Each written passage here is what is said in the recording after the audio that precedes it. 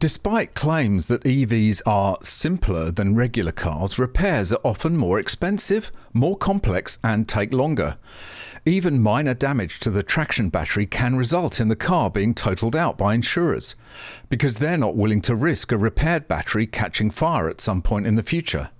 In a previous video, I showed an EV that had a tiny scratch on the base of the battery pack, and it required a $60,000 replacement. Because, far from being simple, EV batteries are just differently complex. Unlike a regular combustion engine that is comprised of easily replaceable parts, an EV battery is a tangle of connections, cooling systems, thousands of cells and a whole lot more, all locked inside a massive steel box under the floor. Hardly something you could service at home on your own driveway. And now regulations proposed here in Australia will mean that even work on components of an EV unrelated to the high voltage systems, like a wheel alignment for example, will need to be carried out by qualified EV mechanics. Just another way that EV ownership is made less practical, less convenient and more expensive.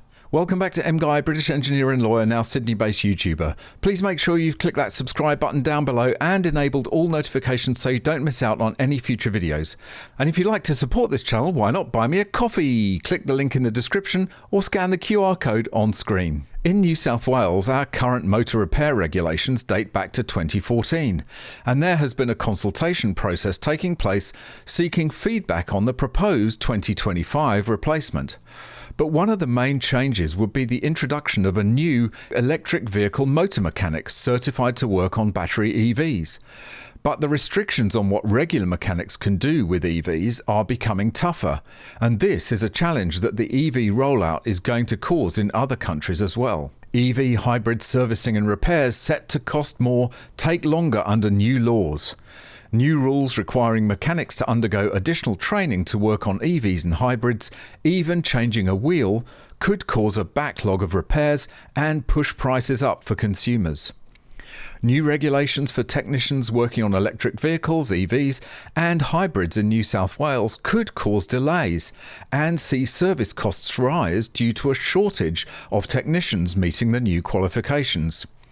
The proposed rules would require mechanics to complete additional battery tech and safety courses before they can legally work on EVs and hybrids. The regulations have been proposed as part of a new act to replace the current motor dealers and repairers regulation, which expires on September 1st, 2025. Should these pass into law, the rules will be applied to new mechanics and the 49,000 existing mechanics in New South Wales, which make up 1/3 of the total number across Australia, even those having already worked on EVs.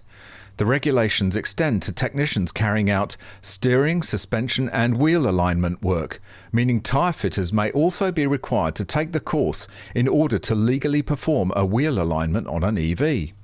The Australian Automotive Aftermarket Association, AAA, estimates only around 10% of technicians in New South Wales have completed any EV training. The AAA also argues it's more challenging for technicians in regional areas to access the training and take the time out of their workshop to complete it.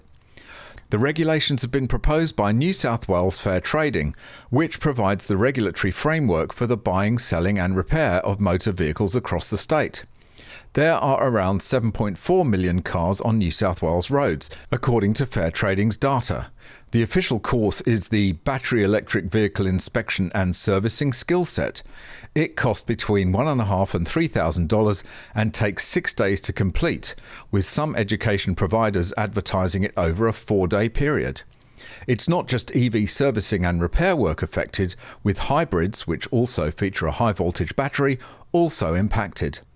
The proposed laws state that a tradesperson with certificates in 3 repair classes, such as electrical accessory fitting work, radiator repair work, and steering, suspension and wheel alignment work, will also be prohibited from working on hybrid vehicles until they complete a mandatory course dubbed Depowering and Reinitializing BEVs.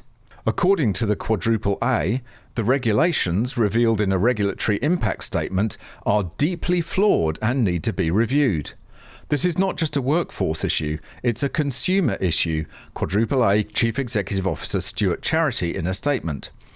This rushed approach will reduce access to essential repair services and increase costs for New South Wales motorists. Well, the mechanics that I have spoken firsthand about this issue are avoiding EVs like the plague. Not only do they require different diagnostic equipment, which frequently is manufacturer specific, meaning independent shops can't afford to get in on EV repair, but the additional hassle involved in working on them is just not worth the bother. So they're happy to stick with combustion cars. And that's before you start looking at the space required for EV storage. Because of the fire risk, they have to be stored 10 to 15 metres apart. Where on earth do you find that kind of space in a regular mechanic's workshop? You'd have to park them in a field somewhere to keep the cows company. Unfortunately, battery EVs are just inherently more dangerous to work on than combustion cars. And because of that, EV mechanics must, of course, be trained to deal with the high voltage components safely. But the reality is that these additional costs and inconveniences will simply be passed on to the consumers in the form of high repair bills and longer wait times. Just more reasons, if any more were needed, to stick with your reliable petrol or diesel car and avoid an EV.